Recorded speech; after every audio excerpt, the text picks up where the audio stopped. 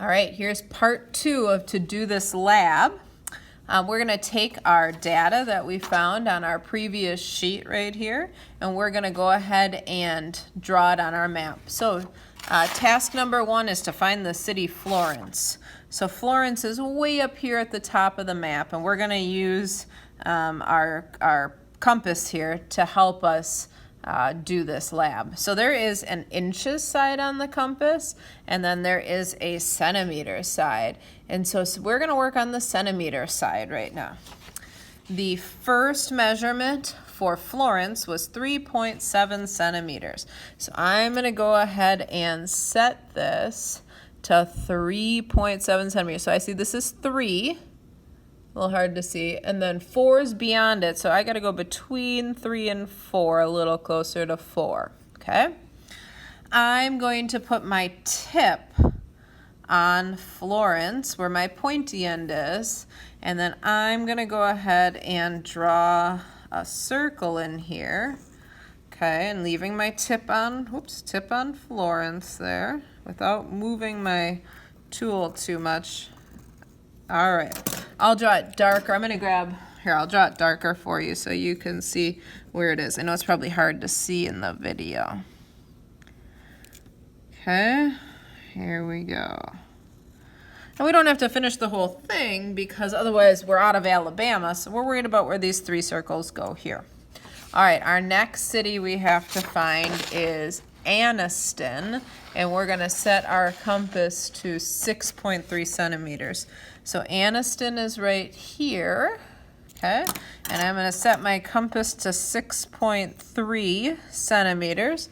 So I see 6 here. And I got to go, this is 6.5, so I got to go just inside 6.5 for 6.3. I'm going to go ahead and set my point on Anniston. Now sometimes it's actually easier to move the paper than it is to move the compass. So I'm going to go ahead and move my paper instead, and I'll trace over that line for you so you can see it better. All right, so if I move my paper and I trace over my line so you can see it, that circle got quite a bit bigger. Okay, so here's my line for Anniston. And my last city is Tuscaloosa, so right here, and that it needs to be set at 7.4 centimeters, so even bigger. So I see 7 and then 7.5, so I just got to go just inside 7.5, and I also need to find Tuscaloosa, which is right here.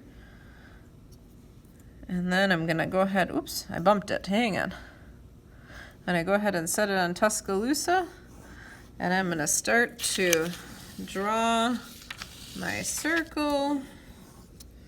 All right, and I'm going to trace it for you so you can see what happened.